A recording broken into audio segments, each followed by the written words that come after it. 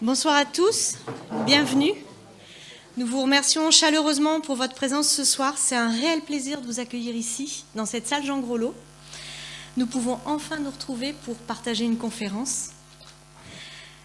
Pour ceux qui n'ont pas pu se déplacer, sachez que la soirée sera filmée et cette vidéo sera disponible en replay sur la page internet de l'Appel Saint-Gab, sur le site de l'établissement.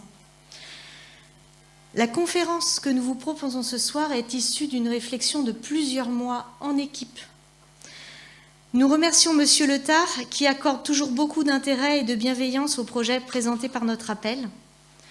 Nous sommes reconnaissants à Madame Laure Poirier, directrice adjointe du collège, à Madame Prissé, responsable du niveau première et terminale du lycée général et technologique, et Madame Bernadette Ferchaud, responsable de la vie scolaire. Sans oublier Anne Baudon et Marlène Chiron pour la partie communication. Votre enthousiasme et votre professionnalisme ont été moteurs pour bâtir ensemble cette conférence au service de tous et plus particulièrement de nos jeunes. Et enfin, nous adressons un grand merci à Monsieur Jacques Mandin et aux jeunes bénévoles de l'ATCSG qui assurent ce soir la technique son et lumière. Eh bien, de la fête à l'excès, parlons-en ensemble lors de cette conférence. Plusieurs intervenants ici présents vont échanger avec nous. Donc, nous avons tous des problématiques différentes les uns des autres. Ça ne sera pas le sujet pour tous les aborder, les aborder ce soir. Le but, c'est que nous repartions avec des clés pour nous aider à mieux comprendre le phénomène de l'addiction et trouver les mots pour dialoguer avec nos ados. Alors, plusieurs invités nous accompagnent ce soir. Bienvenue, Madame Rechard.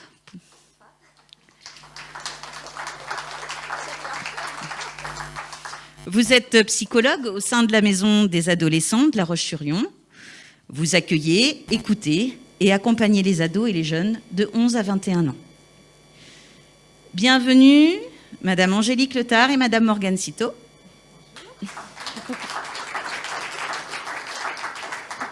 Vous êtes l'équipe Pôle Santé de Saint-Gab. Tous les jours, au sein de l'établissement, vous écoutez les jeunes. Vous soignez par vos mains, par vos mots, les blessures de nos enfants.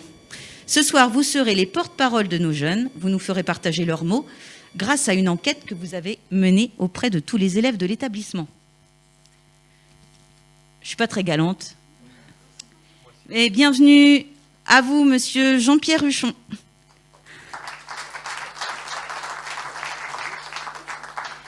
Vous êtes éducateur spécialisé au sein d'ALIA. ALIA, c'est l'association ligérienne d'addictologie qui intervient sur le département du Maine-et-Loire dans le domaine des addictions avec ou sans substance. Votre rôle d'éducateur vous conduit à mener une approche large et généraliste sur les problématiques liées aux conduites addictives, tant sur le domaine du soin que sur le domaine de la prévention. Eh bien, avant de laisser la parole à nos invités, nous vous rappelons que le port du masque est obligatoire pendant toute la durée de la conférence. Merci également d'éteindre ou de mettre sur mode avion vos téléphones portables. On vous remercie pour votre compréhension et puis passez une agréable soirée.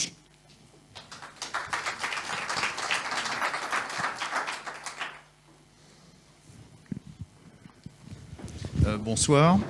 Donc, nous vous proposons dans un premier temps de découvrir ce que c'est qu'un adolescent avec l'aide justement des professionnels qui sont sur la scène.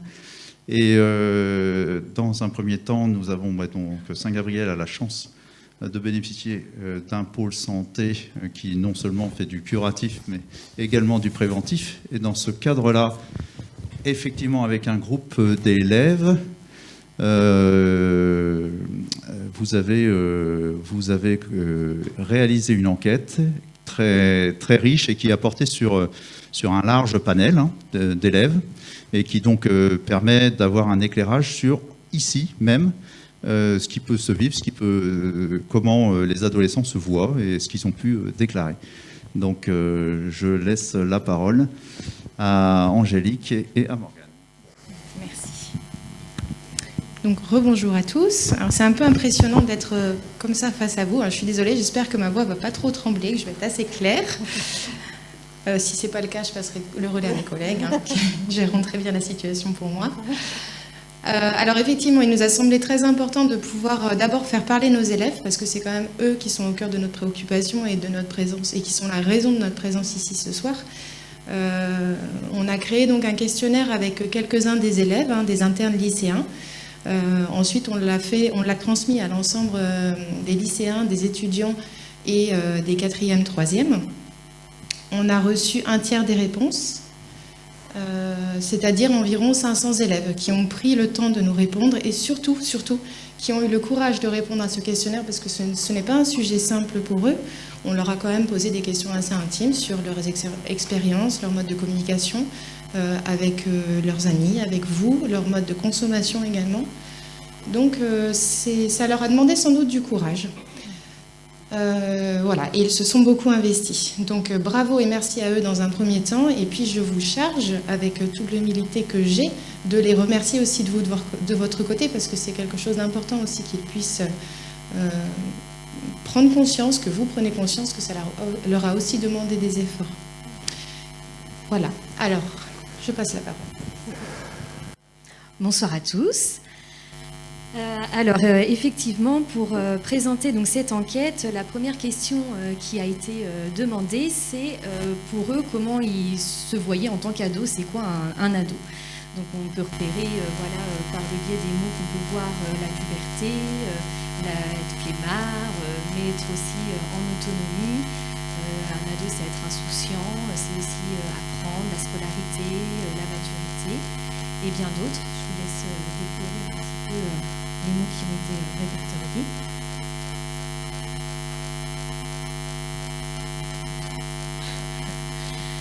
Donc ensuite, un ado qui va bien. C'est un ado qui, a priori, a des amis. Ça se voit puisqu'il sourit, qu'il rit, qu'il est heureux, la joie de vivre. C'est ce qui ressort beaucoup. Un ado heureux, c'est aussi un ado serein, tranquille, énergique, ambitieux, épanoui, fun, ouvert. Et j'en passe. Donc ça, c'est vraiment leur mot. C'est comment ils se voient ainsi. Un ado qui va mal. Alors, c'est là où ressort le mot drogue. C'est un ado qui peut être renfermé, avec peut-être des idées noires. On voit le mot bad, mort. Voilà, un ado qui fait rupture, qui n'arrive plus à être en lien, avec de l'anxiété. Avec peut-être des états compliqués à vivre au quotidien, comme le harcèlement par exemple, se sentir fragile, être en conflit et qui se sent seul. Voilà.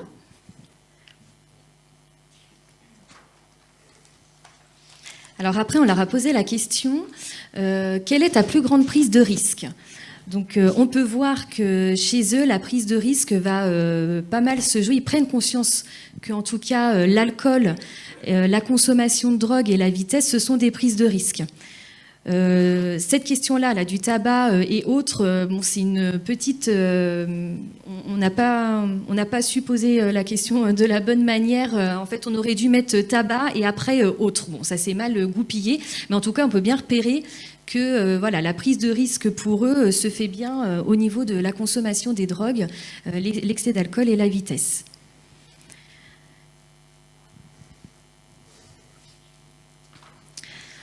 Donc trop consommer, c'est quoi et comment cela se manifeste? Alors par des abus, donc consommation en grande quantité. On consomme parce qu'on peut être stressé. Il y a l'isolement qui revient quand un ado va mal, il est isolé. On le retrouve ici dans ce qui peut être une raison de consommer en tout cas. Voilà, et comment ça se manifeste? Donc bourré, on est agressif, on peut être concerné par un coma, c'est la folie, c'est le fait d'avoir des malaises, ça peut provoquer des manques de concentration, de la violence. Voilà ce que ça évoque chez eux, le fait de consommer en grande quantité et comment ça se manifeste.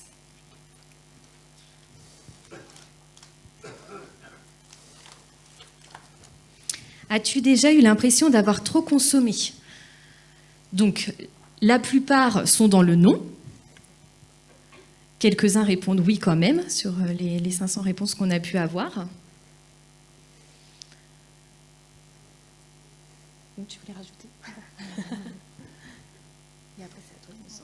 Et je laisse la suite à ma collègue qui va vous parler un petit peu plus de la relation avec les parents.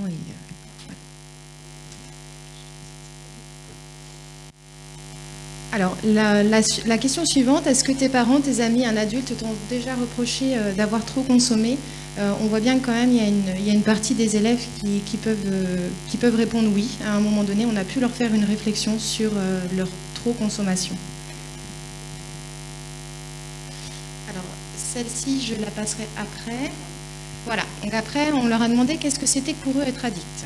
Donc addict, ils sont assez clairvoyants. Hein. Addict, c'est accro, c'est ne pas pouvoir s'arrêter, c'est ne pas pouvoir vivre sans, être obsédé. Et puis on peut voir aussi malade et dépendance. Voilà, ils ont déjà compris qu'à un moment donné, l'addiction, c'était aussi une maladie. Est-ce que tu penses que tu peux l'être? La majeure partie des personnes pensent que non, mais on a quand même un oui au niveau de la drogue, tabac et alcool, quelques-uns. Donc une conscience quand même qui est très intéressante, c'est très mature aussi de pouvoir à un moment donné à cet âge-là prendre conscience que ben ouais, moi aussi je peux tomber là-dedans. Quel est l'effet recherché pour toi dans ta consommation? Donc on est sur des effets euphorisants, le goût, alors le plaisir du goût, on est aussi sur le plaisir de l'euphorie, de l'effet de groupe, voilà, le côté un peu profiter de ses amis, sociabilité, se faire plaisir. Et puis on a aussi le côté relaxation, oublier, arrêter de penser, se libérer des problèmes, l'effet tranquille. Voilà, on a quand même plusieurs nuances. Ouais, c'est ça. Ouais. Alors, parles-tu de drogue et d'alcool avec ta famille? Pour la majeure partie des personnes, oui. Et on a un peu de non. Et après, on va revenir sur la diapo, voilà, qui était, non, encore un, voilà, ici. Donc ça, c'était très intéressant. Dans les moments où tu consommais trop, qu'est-ce qui t'a permis d'arrêter? On voit bien que la plupart, donc on a beaucoup les amis, enfin, voilà, les amis, un peu la famille, autres, je ne sais pas trop ce que c'est, et puis surtout toi-même. Et c'est là que c'est intéressant, c'est qu'ils ont bien compris que c'était eux qui permettaient enfin que c'était principalement eux qui avaient les clés en main pour pouvoir s'arrêter à un moment donné de consommer. Et du coup, on revient à la fin. Hop, avant. Non, bah oui, tu as raison. Et d'où l'importance finalement de pouvoir leur donner les clés, de pouvoir leur donner les ressources pour pouvoir s'arrêter eux-mêmes, parce qu'ils savent bien que c'est eux les premiers acteurs de cette histoire-là. Donc on leur a demandé qu'est-ce que tes parents pourraient faire pour te permettre d'en parler. Donc ce qu'ils ont pu redonner, c'était que c'est l'importance de maintenir une bonne confiance, d'être à l'écoute, de ne pas être jugé, d'en parler autrement que négativement, donc d'être dans un discours plutôt positif, eux c'est ce qu'ils attendent, d'être dans de la prévention à travers des expériences, l'explication des risques, des témoignages, lancer la discussion même s'il y aurait une gêne, mais quand même lancer la discussion, se mettre à sa place et l'orienter vers un professionnel. Voilà les demandes des jeunes qu'on a pu interroger. Voilà. Et après, du coup, c'est terminé pour nous, je crois.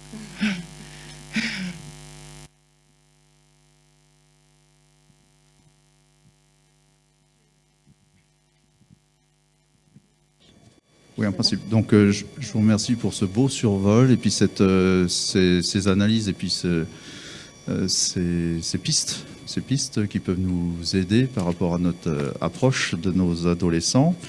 Et donc, maintenant, toujours dans la découverte de l'adolescence, Emma Rochard, donc psychologue à la Maison des adolescents de Vendée, va nous donner les comportements principaux ou certaines caractéristiques de l'adolescence d'un point de vue général. Est-ce que mon micro il marche? Vous m'entendez bien? Oui. Ok.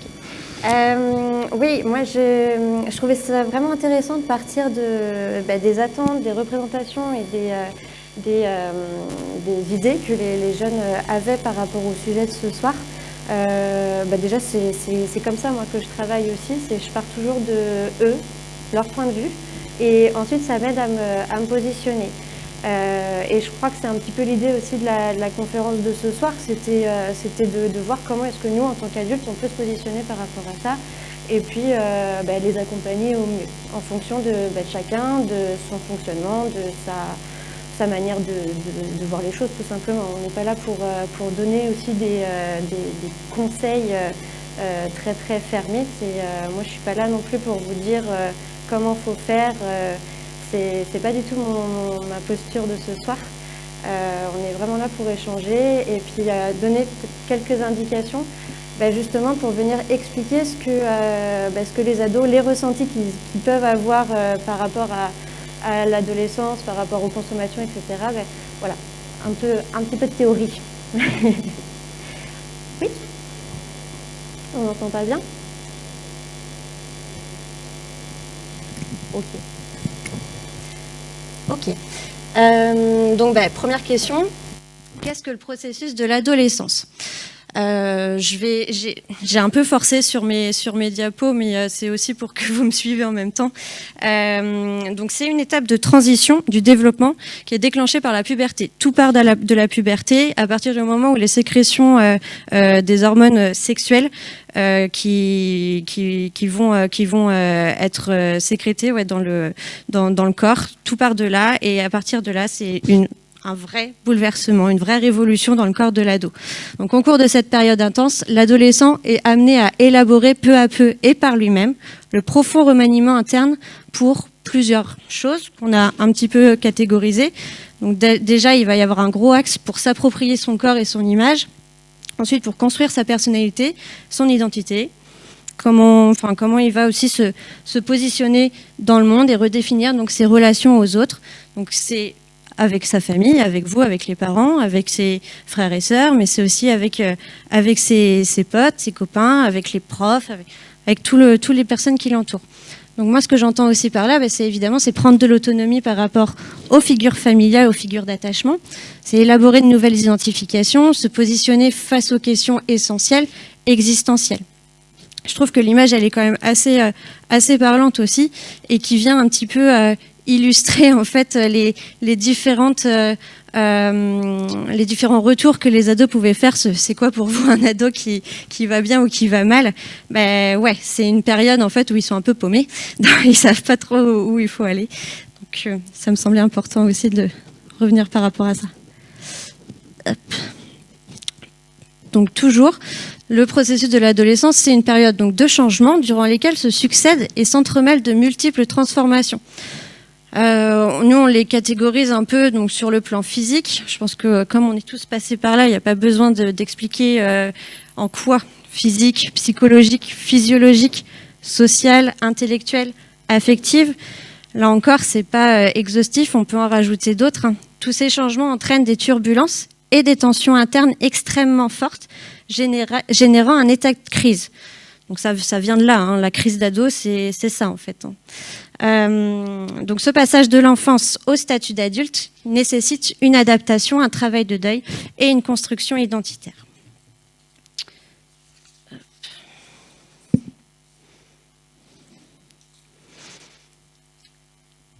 Donc en résumé, l'adolescence se caractérise par un désir d'indépendance. Ça, c'est des mots qui sont apparus aussi, autonomie, indépendance. Et donc de distance à l'égard des règles édictées et d'un besoin d'évoluer dans un monde qui lui est propre et distinct de celui de l'adulte. Donc de ce fait, ces besoins évoluent. C'est là que les choses commencent un peu à se corser. Donc les besoins fondamentaux. C'est toujours important de revenir un petit peu parce que oui, ils évoluent et c'est dans ces moments-là aussi où les parents... Moi, les parents que je rencontre, c'est je reconnais plus mon ado, je le reconnais plus. Enfin, il veut plus que je lui fasse de bisous, il me met à distance, etc. Voilà, parce que ses besoins évoluent. Bon, évidemment, comme un enfant, il a quand même besoin s'il a ce besoin physiologique d'avoir une hygiène de vie qui est adéquate au niveau de l'alimentation, du sommeil. Mais on se rend compte qu'en fait, faut cuisiner pour 4, pour une seule personne. Au niveau du sommeil, on a l'impression qu'il dort tout le temps, ou au contraire qu'il a moins besoin. Là encore, ça varie, mais en tout cas, il y a une grosse perturbation au niveau de ses rythmes. Au niveau du besoin de sécurité. Donc ça aussi, c'est pour tous les êtres humains. Mais en tout cas, le besoin de sécurité chez l'ado, il va s'exprimer un peu différemment. C'est toujours dans cette ambivalence, c'est avoir un espace psychologique qui est à lui, qui va pouvoir identifier un peu comme un refuge en fait. Donc offrant sécurité et contenance. Donc c'est son espace à lui, mais en même temps, il faut toujours garder un œil. C'est-à-dire que se sentir soutenu, c'est savoir que s'il y a un problème, s'il se passe quoi que ce soit, vous êtes toujours présent en fait. Le besoin d'estime, être reconnu, apprécié, sortir du lot, se faire remarquer, faire un travail utile et visible, exprimer ses talents et compétences, varier, innover dans ses tâches et loisirs. Le besoin de réalisation, c'est s'épanouir, s'autonomiser, approfondir sa culture, se former, poursuivre son propre développement, être écouté, se sentir compris. On peut en rajouter, hein. C'est pas là encore, moi j'ai mis des choses, mais on peut en rajouter. Et le dernier, le besoin d'appartenance. Donc avoir l'occasion d'entrer en contact avec les autres, s'intégrer à un groupe, avoir un espace pour s'exprimer, obtenir un statut social. Là, c'est tout l'enjeu aussi au moment où, souvent, c'est à l'entrée du collège, où là, c'est chaud. Faut rentrer dans un groupe, faut se faire accepter, faut pas se faire remarquer, mais un petit peu quand même. Enfin bon, et c'est là aussi où il y a les histoires de copains-copines, les histoires, beaucoup les histoires de filles, etc. Mais c'est parce qu'il y a ce besoin d'appartenance qui se fait sentir. Hop. Donc moi aussi, je me suis posé la question de quels sont les signes d'un ado qui va bien, avec un regard un peu de professionnel aussi, et surtout aussi par rapport aux jeunes qui viennent nous voir à la MDA, et nous, ça nous permet de se rendre compte qu'en fait, un ado qui va bien, c'est aussi un ado qui claque des portes, c'est un ado qui consomme, c'est un ado qui peut faire preuve d'ambivalence, de contradiction, qui peut avoir besoin de s'isoler dans sa chambre, qui peut mettre de la distance physique, avoir ce besoin d'intimité, ce besoin d'espace, avoir des émotions qui sont complètement disproportionnées de nous, notre point de vue, se dire mais attends, mais il pète un câble, qu'est-ce qui se passe alors que je te demandais juste de ranger ton bol de céréales. Là, des fois aussi les variations d'humeur, on dit fluctuation d'humeur, mais variation d'humeur.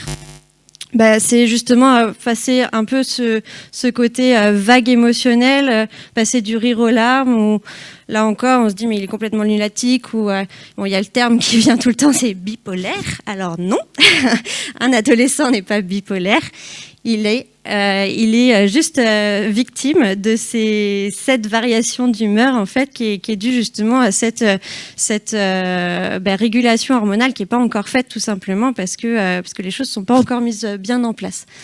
J'ai mis aussi pulsion sexuelle parce que oui, justement, avec cette arrivée de puberté, ça y est, on devient un individu sexualisé, et ça aussi, c'est quelque chose qu'on n'arrive pas à gérer quand on est jeune.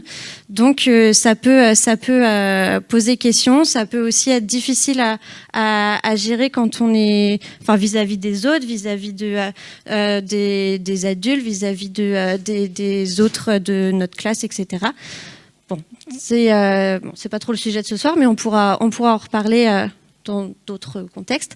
La déprime et la nonchalance aussi sont des choses qui sont plutôt normales à l'adolescence, parce que vu qu'ils ont tout ça à gérer en même temps, on peut imaginer que oui, il y a des moments où on a l'impression de broyer du noir en fait. Je dis pas que c'est normal un jeune qui broie du noir. Ce que je veux dire, c'est si ça dure pas longtemps, mais ça on y reviendra aussi, mais ce qu'il faut rester vigilant, c'est sur la question du temps, mais avoir un jour ou deux, une période un petit peu déprimante, c'est normal. Mais ça après on pourra y revenir hein, si vous le souhaitez, justement comment on peut évaluer ça. Tac, je passe à la suite. Donc justement, ça me permet de passer justement de un comportement qui dit normal à un comportement où là, ce qu'on va catégoriser comme plus problématique ou pathologique, donc notamment en ce qui concerne les conduites à risque. Donc c'est quoi une conduite à risque? Déjà, je pars toujours de cette phrase, c'est qu'il n'y a pas d'adolescence sans prise de risque. La prise de risque, elle fait partie de l'adolescence. Donc en psychopathologie, on parle de comportement ou de conduite à risque quand le sujet se met, lui ou bien les autres, en danger, donc sur le plan physique, psychique ou social. Sur le plan physique, c'est ce que j'entends par là, ça va être les blessures, ça peut être un handicap, ça peut être une maladie aussi dans le cas de relations sexuelles non protégées ou avec les transmissions de maladies. Ça peut aussi aller jusqu'à la mort malheureusement. Sur le plan psychique, là il peut y avoir des traumatismes psychiques, il peut y avoir psychique c'est psychologique hein, je précise, donc des traumatismes psychiques, mais on peut aussi avoir ce qu'on appelle des délires cannabinoïdes après une consommation. Des fois il suffit pas forcément d'une grosse dose mais qu'il y a des personnes qui sont un peu plus vulnérables et qui vont faire un délire, qui vont décompenser. Et sur le plan social, là, ça vient atteindre l'image sociale, notamment dans le cas, par exemple, alors, je ne sais pas si ça vous parle, mais les nudes sont les photos dénudées qui sont envoyées sur Internet, et ça, des fois, on perd le contrôle, et puis ça part dans tous les sens, et puis en fait, après, on a une réputation qui est un peu dégradée. Donc ça reste des conduites un petit peu effectivement risquées. En tout cas, l'intégrité peut être touchée. Donc elles n'existent généralement pas seules. Les conduites à risque sont le plus souvent associées à d'autres troubles. Et donc c'est ce que je disais, tous les ados s'exposent au risque, mais selon des degrés et manières diverses. Là encore, on nuance, tous les ados ne sont pas obligés de passer par des états extrêmes, hein. Ok, si vous ne retrouvez pas vos enfants là-dedans, dans ces comportements, ça va. Et puis si vous les retrouvez, on en reparlera. Donc, quels sont les différents types de conduites? Ça me semble important aussi de faire la distinction entre les conduites à risque, les conduites d'excès et de dépassement des limites, où là c'est vraiment ce qu'on appelle, nous c'est avec ça où on va vraiment être alarmé. Et sinon il y a les conduites d'essai et d'exploration qui là sont totalement liées à un développement, on va dire, normal.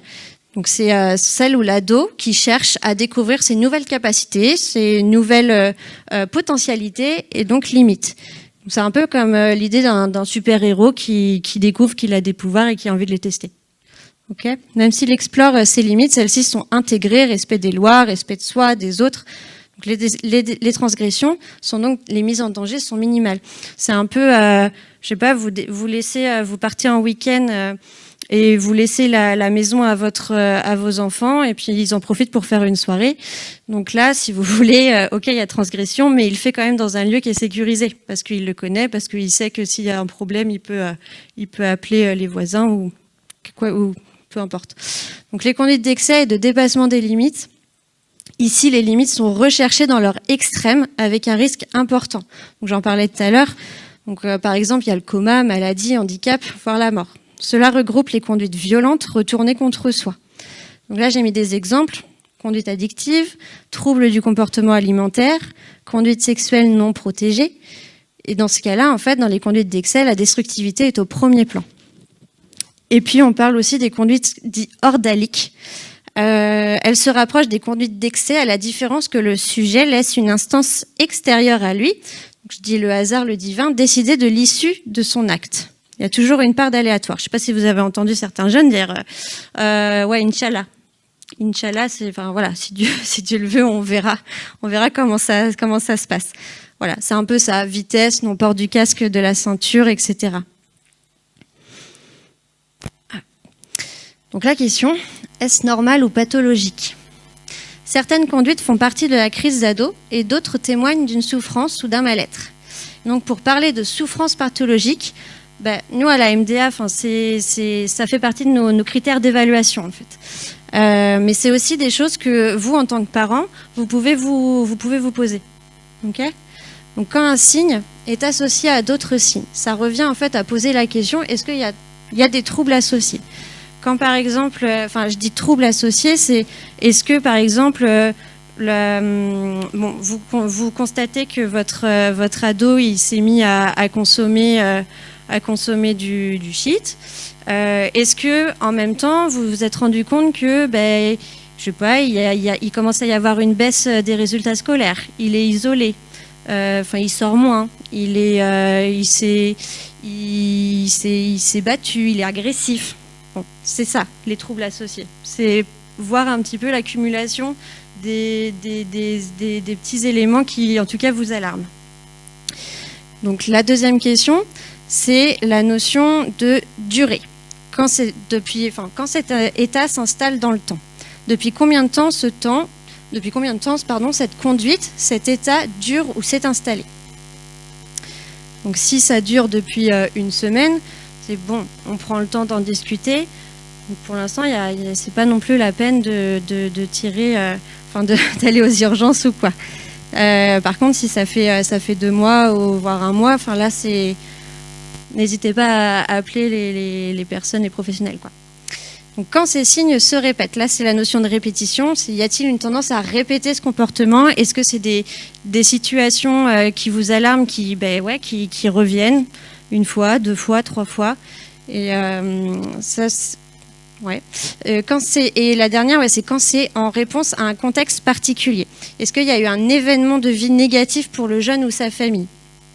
Par exemple, tout simplement un déménagement. Par exemple, le jeune, il est complètement déraciné, il a perdu ses potes, il faut qu'il refasse tout, il est complètement perdu.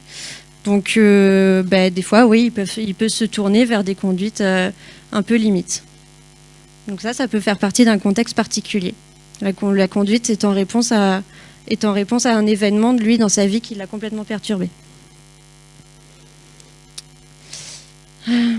Et donc, venir un petit peu expliquer dans sa tête qu'est-ce qui peut se passer, pourquoi est-ce qu'on peut en venir à ça. Donc la prise de risque peut être simplement due à Oui, ça me semble important de le dire, parce que des fois, il n'y a pas besoin de partir super loin non plus. Des fois, ça peut juste être dû à de la méconnaissance, dû à l'immaturité, ou à de la maladresse, parce que voilà, défaut de coordination. Quand son corps il se développe super vite, on n'a plus trop les mêmes notions les repères corporels. Hein. Quand on est petit, on sait que pour attraper une bouteille, il faut faire un geste précis. Puis en fait, d'un coup, là, boum, le geste, il est beaucoup trop disproportionné. Et sinon, ça peut aussi être dû à une mauvaise évaluation du danger dû à l'inexpérience. Mais en tout cas, sinon les prises de risque, les conduites à risque, elles ont à voir avec le corps et l'image de soi. En ce qui concerne le corps, donc avec un corps en pleine mutation, l'ado il fait la découverte de nouvelles possibilités. Donc la prise de risque, elle peut avoir lieu dans la recherche de nouvelles sensations, dans la recherche de plaisir. Donc prendre des risques est une manière de dompter ce nouveau corps. C'est ce que je vous disais tout à l'heure par rapport aux super-héros un petit peu. Donc ce nouveau corps, du fait de la puberté, de mieux le connaître, se l'approprier ou se le réapproprier, de découvrir ses limites, jusqu'à parfois avoir envie d'exercer un pouvoir de vie ou de mort. Et j'ai mis la petite phrase, ça revient à penser un peu ça, je l'ai caricaturé évidemment, mais l'idée c'est un ado peut dire je suis un être à part entière, c'est mon corps et j'en fais ce que je veux.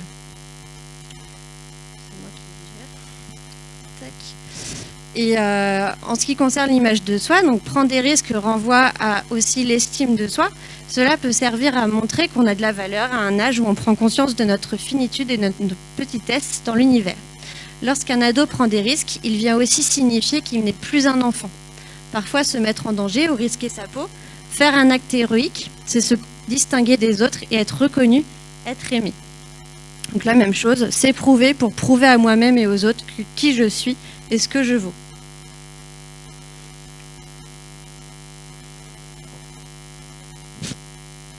Yes. Et là, ma dernière. Même si un acte n'a rarement qu'un seul sens, qu'il soit conscient ou inconscient, la prise de risque peut être en lien avec l'interdit.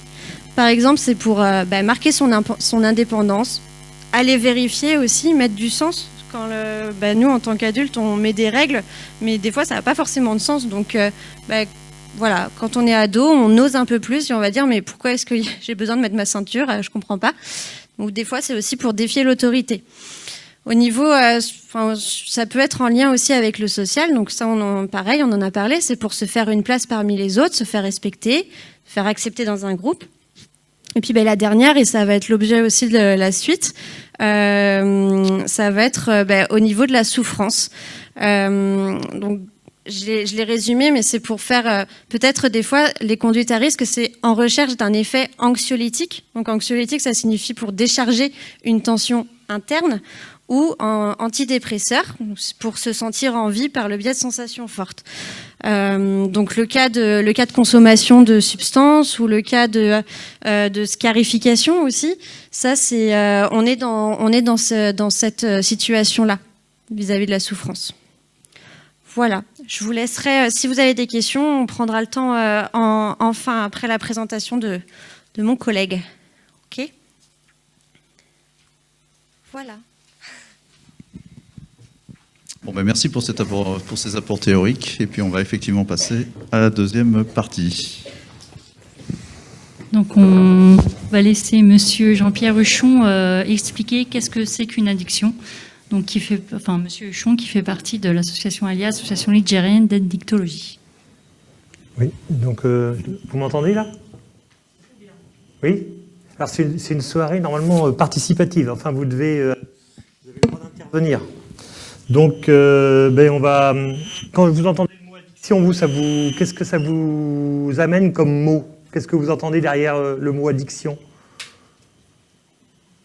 On l'a fait pour vos enfants, là, enfin les élèves du lycée. Vous, en tant que parents, quand on parle d'addiction, dépendance, répétition, hein, c'est ça? Ouais. Excès. Ouais. On m'entend là ou pas? Je ne sais pas si je suis... Il faut que je prenne le micro. Oui. Vas-y, hop. Répétition, excès, dépendance, des drogues. Vous connaissez les drogues? Ouais, non?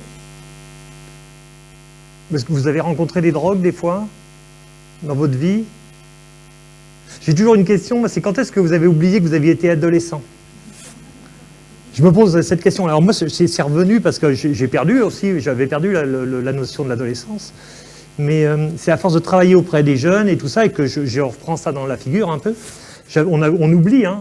On oublie qu'on a été ça, quoi. On a été ado, et qu'on a été des espèces de grands corps où on ne savait pas quoi faire dedans. On a été embêté par la présence des filles. On a été et on a été aussi, on a débuté des consommations, quoi.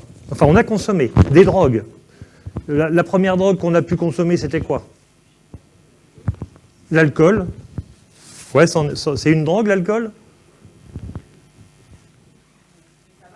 Le tabac. Est-ce que l'alcool, est-ce que c'est une drogue? Si je vous dis le cannabis, est-ce que c'est une drogue? Là, vous êtes sûr. L'alcool, est-ce que c'est une drogue? Alors, une drogue, alors moi, je suis consommateur, hein, je suis consommateur d'alcool. Hein, je vis dans le même monde que vous. C'est-à-dire que souvent le vendredi soir, maintenant j'ai plus d'ados, moi, hein, ils sont élevés, ça va. Et donc, je rencontre mes copains et je consomme. Alors, on va voir plus pourquoi ce qu'est une addiction, mais on va d'abord se réfléchir pourquoi on consomme. À quoi ça sert la consommation? À nous, hein, je ne parle pas des ados. Hein. Le partage, la convivialité. Qu'est-ce qu'il y a encore? Allez-y, hein, vous pouvez y aller. Comment? Faire une pause. La pause. Ouais, la pause.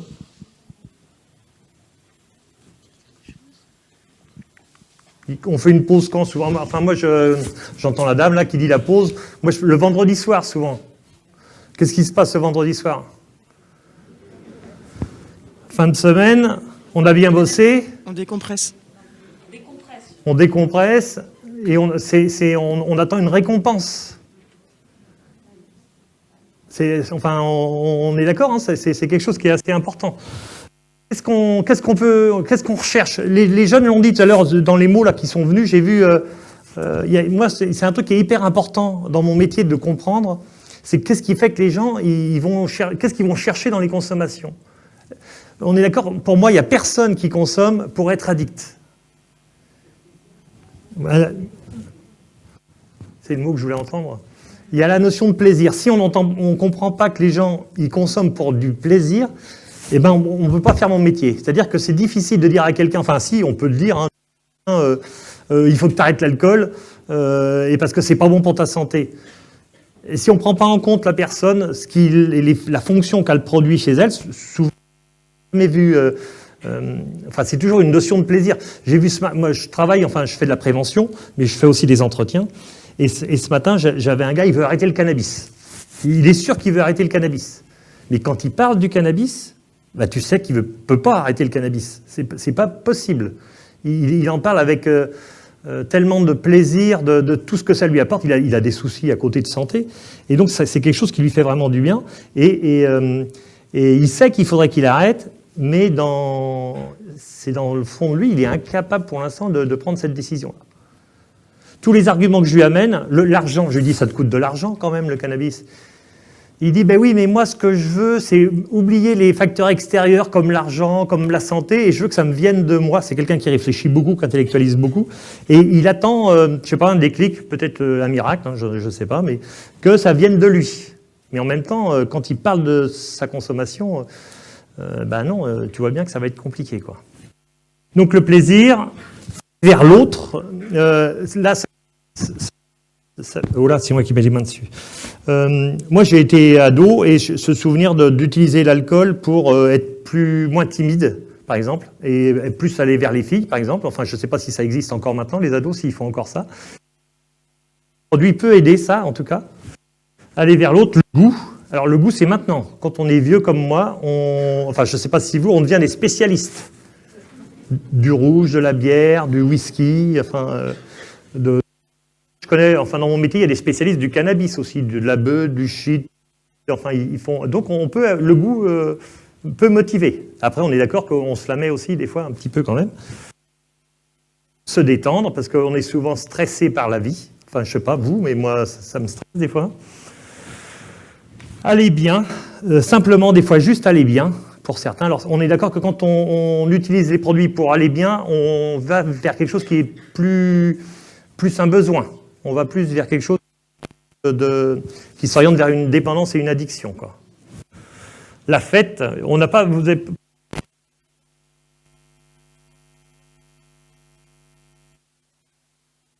C'est quelque chose qui fait partie aussi de la vie des jeunes, quoi. Si moi je me disais aujourd'hui je suis encore un sacré fêtard, ben on s'inquiéterait, je pense, mon entourage. À 60 ans, quand on est encore un gros fêtard, il y a un souci. Il y a un souci. On peut faire, pas comme à 20 ans. Faire comme les autres, se donner du courage. Moi, de beaucoup de consommation, c'est quand même... j'ai une image un peu... mon grand-père, quand il avait fait 14-18, et quand il sortait des tranchées, ils étaient défoncés à l'alcool.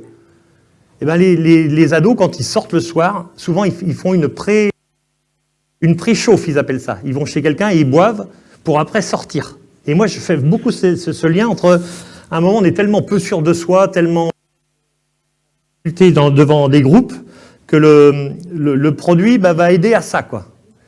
Alors, on a cet espoir que ça nous aide. Le résultat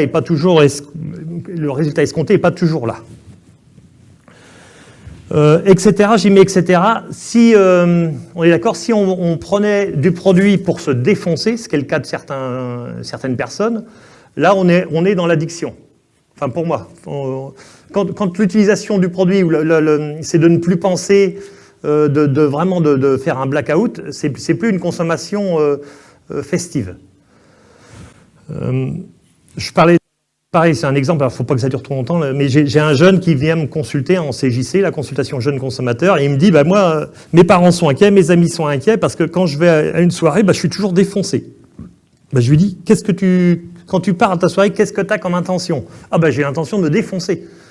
Donc bah, je dis, bah, tu y arrives. Enfin, je veux dire, moi je ne vais pas me mettre à ta place, je peux pas aller contre ça, personne ne peut aller contre ça. Donc à un moment, c'est comment ton état d'esprit quand tu pars, c'est comment tu peux changer ça, et puis voir si tu arrives à tenir ta consommation, quoi, à gérer.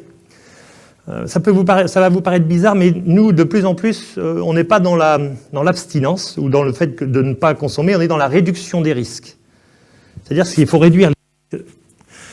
Quels sont les risques? Ah, normalement, ils n'arrivaient pas comme ça, les risques. Ils arrivaient au fur et à mesure. Mais là, ils sont tous là. Ils sont tous là d'un seul coup.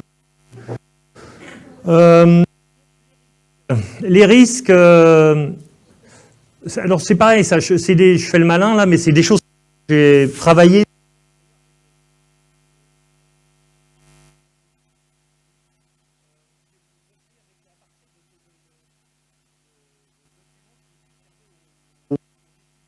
Sport. Les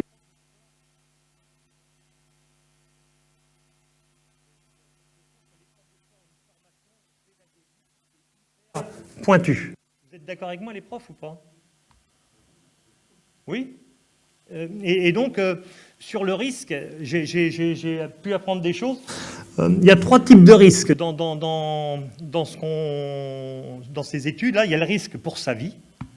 Le risque, donc l'accident, on peut être malade. Quand on est malade avec l'alcool, par exemple, le plus gros risque avec l'alcool, c'est quoi? Le plus gros risque avec l'alcool, c'est quoi? La mort. Faut être... Notre drogue culturelle, c'est une des drogues les pires, enfin les plus dangereuses. Et j'en parle, je connais le produit, enfin je sais de quoi je parle. On a parlé tout à l'heure du cannabis qui pouvait donner ouvrir des portes de schizophrénie, de maladie mentale, psychique. L'alcool, elle peut fermer le rideau, quoi. Et ça arrive peu souvent aujourd'hui, mais assez quand même pour que ça marque les jeunes. C'est arrivé au Fief-Sauvin il n'y a pas très longtemps, près de chez moi, et c'est arrivé à Andrezé, qui était Andrezé. Il y a un jeune qui s'est été tué après un match de foot et tout ça, et donc c'est vraiment des risques qui sont toujours présents. L'autre risque, c'est l'estime de soi. Donc, il y a l'estime de soi ici, il y a le rite initiatique. Malgré tout, aujourd'hui, le fait de consommer des produits, eh ben, c'est un passage initiatique. C'est-à-dire que c'est... je vois bien, moi, alors, j'ai peu de gens qui viennent pour des problèmes liés aux consommations d'alcool de leurs enfants. Quand ça arrive, souvent, alors j'entends... Alors ça m'est arrivé quelques fois où je vois la maman qui est inquiète et le papa qui a le sourire. Et il n'y a pas le même point de vue par rapport à ce rite initiatique. C'est-à-dire que il y en a beaucoup qui pensent que la première cuite, c'est en fait, ça devient un homme, mon fils, quoi. Si c'est sa fille, je ne sais pas si c'est le même rite. Alors que de plus en plus, aujourd'hui, les filles consomment aussi de manière un peu... alors c'est plutôt... Je trouve que c'est intéressant que les genres se rapprochent. Après, quand c'est dans la prise de risque, eh ben, ça se fait aussi, quoi. Rite initiatique, perte de contrôle. La perte de contrôle, c'est un plateau. C'est-à-dire que moi, la perte de contrôle... si on parle de la relation avec le sexe opposé, c'est intéressant des fois de perdre un peu le contrôle pour être plus à l'aise, pour pouvoir aborder le sexe opposé, ou aujourd'hui le même sexe si on veut et tout ça, mais ça pose pas de problème. Le problème, c'est si tu perds le contrôle et que tu deviens lourd, c'est-à-dire qu'avec le même produit, tu peux obtenir ça aussi, ça peut avoir des effets contre-productifs. Le dopage, j'ai mis ça parce que c'est souvent, ça peut vous paraître bizarre, j'ai vu des courses de vélo d'adolescents, moi, autour de chez moi, là, c'était du cyclisme, Et les parents amenaient c'était de la gelée de royale. Enfin, c'est des trucs pour doper les gamins. Donc, dès le plus jeune âge, dans certains sports, on amène de quoi doper les enfants, quoi, pour que ça avance. Je ne sais pas si moi, je sais pas si je l'ai fait, mais au moment des examens, les vitamines C, on donne des espèces de sources extérieures pour arriver à obtenir un résultat, quoi. Après, le dopage, on est d'accord que tu peux gagner des courses, et puis quand tu es pris, eh ben, tu perds toute ta réputation aussi. L'autonomie, alors l'autonomie, le lien entre risque et autonomie, c'est-à-dire que quand on est adulte, on a le droit de consommer. Quand on est autonome, on a le droit de consommer. J'ai vu un cas bizarre d'un gamin de 14 ans qui me dit « Moi, j'ai eu le scooter et l'alcool le même jour. » Dans sa famille, à 14 ans, on avait le scooter et on arrosait ça. Et donc, il y a à la fois l'autonomie, quand on a le droit de boire de l'alcool, et à un moment, on est d'accord que on peut la perdre. Avec le même produit, on peut la perdre, cette autonomie. Quels sont les risques? Ça vous parle, les risques? J'ai envie de tester avec vous quelque chose. Qui veut prendre un risque ici? Qui veut prendre sa chance? Parce que nous, on a une vision très négative du risque. C'est-à-dire que en France, on prend un risque. On voit plutôt le côté négatif. Mais on est d'accord que dans le risque, tu peux perdre, mais tu peux gagner. En Angleterre, enfin, les anglo-saxons, ils parlent de take a chance. Qui veut prendre sa chance? Il me faudrait 4 personnes pour prendre sa chance, qui veulent prendre leur chance. C'est pour avoir une notion, enfin, essayer de comprendre qu'est-ce qui se passe quand nos adolescents, ils prennent un risque. Quelles sont leurs motivations? Alors c'est un peu compliqué parce que vous ne connaissez peut-être pas et tout ça, mais il me faudrait quand même 4 personnes. C'est pour vivre une expérience. Il n'y a pas de danger de mort. Il n'y a pas d'alcool, il n'y a pas de produits illicites. Et je voulais rester devant? Non, vous voulez monter. Il m'en faut 3 autres. 2 autres. Merci, hein, vous êtes super... Ouais. Ouais, oui, venez. J'ai vécu ça une fois, j'ai levé la main, j'étais tout seul. Donc, et encore une personne, on saura pourquoi elle vient celle-là, elle sera dévouée. Elle va se sacrifier. Merci. Et un homme, c'est quand même... parce que vous êtes quand même une majorité de femmes. Hein. Donc, après, alors maintenant, vous allez...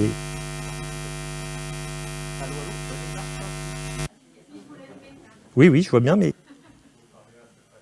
Allô? C'est bon? C'est bon. Donc, ma première question, c'est pourquoi tu es venu prendre un risque?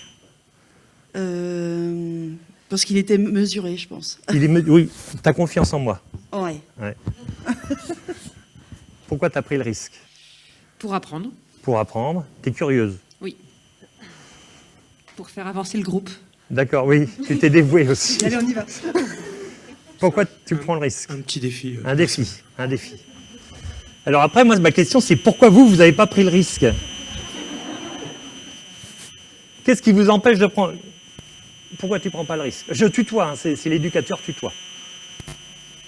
Pourquoi tu ne prends pas le risque? La peur, ouais. Je pense que la peur peut éviter d'aller prendre des risques. Est-ce qu'on peut toujours éviter de prendre des risques? Vous êtes venu ici, vous avez pris des risques. On a tous pris des risques, la voiture. Là, ils ont pris un risque supplémentaire parce qu'ils se mettent en avant devant les gens. Donc, ils prennent un risque, pas pour votre vie, je pense, mais pour l'estime d'eux-mêmes. Oui. Donc, alors après, on va y aller vite. Donc, la peur, on est d'accord. Il y en a qui, les ados, parce que je fais souvent ça avec des ados, ils me disent la flemme. Alors, vous êtes flemmard aussi. Et tout ça. Mais alors, vous croyez que ça va bien se passer, que ça va... Ben non, il y a vraiment un risque. Oui. Donc, il y a une petite marmite, je dirais pas, il y a une marque dessus. Dans cette marmite, il y a des œufs Kinder. Vous voyez les œufs Kinder? Dans les œufs Kinder, il y a quelque chose de comestible. Donc, le jeu, c'est qu'ils vont choisir un œuf et ils s'engagent à manger ce qu'il y a dans l'œuf. Alors, attends, tu veux choisir? Vas-y. Choisir. Alors, c'est comestible, hein, c'est pas... Je sais, avec mes amis, je ne le ferai pas. Mais là, je vais le faire. Tu t'es vraiment... Tu te sens... Alors, je suis sûre que c'est gentil. Ouvre-le pas tout de suite. Ouvre-le pas. Ouvre-le pas. Oui. Alors, c'est intéressant, tu viens de dire que tu n'avais pas le choix. Vous l'observez pendant 10 secondes et vous avez la possibilité d'arrêter de jouer. Vous pouvez repartir dans la salle si vous voulez. Est-ce que vous voulez arrêter de jouer? Non. Non. Donc, non, et tout le monde continue. Est-ce qu'ils avaient un risque à arrêter de jouer tout de suite? Eh ben moi, je vous dis qu'il y en avait un. Enfin, je l'ai fait avec des 5e une fois, donc il y en a un qui dit bah non, j'arrête. Il s'en va, et puis j'entends l'autre qui dit tapette. Tu vois? Et donc, tu vois bien qu'il y a déjà la pression du groupe et le fait qu'on ne va pas arrêter en chemin, quoi. Donc après, ils ont choisi un œuf, ils l'ont gardé et ils se sont engagés à manger ce qu'il y avait dedans. Donc vous pouvez l'ouvrir.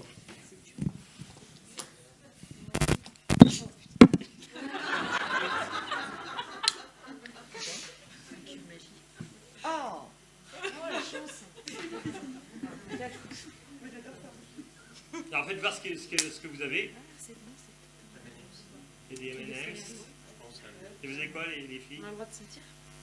Oui, bah oui. Ah non, mais c'est ça. Mauvais choix. Qu'est-ce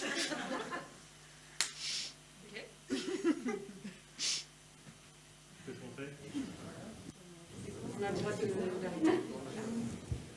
Je ne sais pas, qu'est-ce qu'ils doivent faire? Il y en a qui disent... Tu as dit quoi? Ah oui, on n'en a pas dit. Vous voyez ce que c'est? C'est un cube magique. Un cube... Et moi j'ai la moitié. J'ai l'autre moitié. Et donc, qu'est-ce qu'on fait? Bah moi, non, je ne mange pas. Tu le manges pas? Non. Ouais, bon, il manque des choses pour que je le mange. Là. Il manque la soupe? Si, avec le riz, un peu de pâte. Ouais. Donc, qu'est-ce que vous en pensez? Est-ce qu'ils ont le droit d'arrêter là? Sur toutes les expériences que j'ai faites, je crois que c'est une des premières fois où les gens ne mangent pas.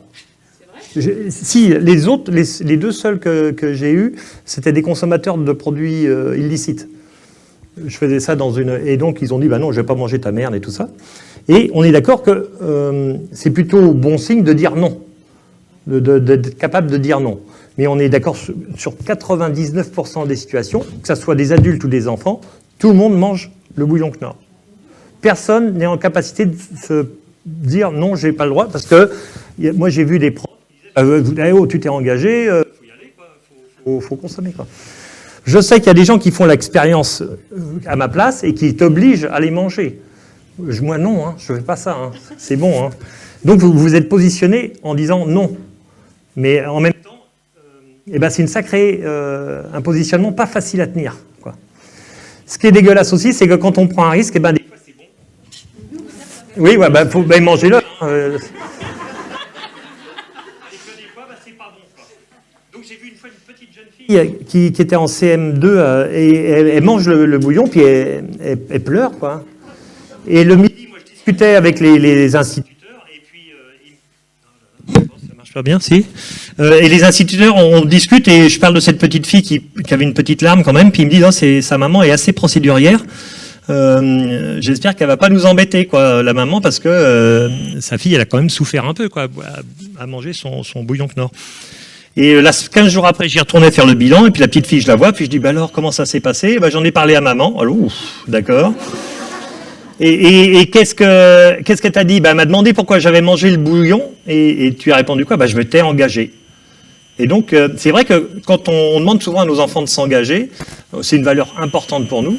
C'est une valeur qui leur reste quand ils vont avec leurs copains, et que quand il y a des consommations, souvent, ça peut être illicite, ça peut être de l'alcool, il y a un moment, ils vont ils vont aller plus loin que ce qu'ils peuvent parce qu'ils sont poussés par le groupe, ils vont faire des bêtises. Enfin, il faut comprendre qu'il y a un mécanisme de pression du groupe, ce que disait tout à l'heure Emma, c'est-à-dire qu'ils veulent être dans un groupe. Et c'est important pour eux de s'initier et de faire comme... Donc là, on a des gens qui sont assez réfractaires, en fait. Et qui ont eu raison, hein, parce que c'est bien dégueulasse. Hein. Faut pas le manger. Moi, je vous remercie, en tout cas. Mais c'est un positionnement. C'est souvent... Donc, moi, de l'expérience que j'ai, c'est plus naturel de le manger que de refuser de le manger. Donc voilà, qui veut prendre un risque? Donc ça a été raté pour moi, mais bon, tant mieux pour les filles qui n'ont pas mangé le bouillon.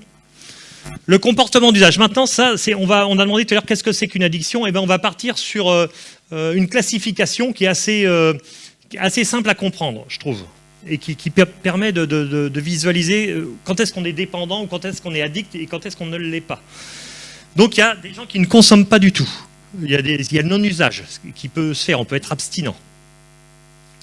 Il y a l'usage simple. On parle bien de consommation de produits, mais on peut aussi transférer ça pour, par exemple, l'utilisation des écrans. Un usage simple, c'est une consommation sans dommage sur le corps, la tête et l'environnement social.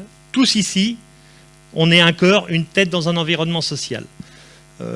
La définition de la santé, c'est qu'on soit dans un sentiment de bien-être au niveau physique, psychique et social.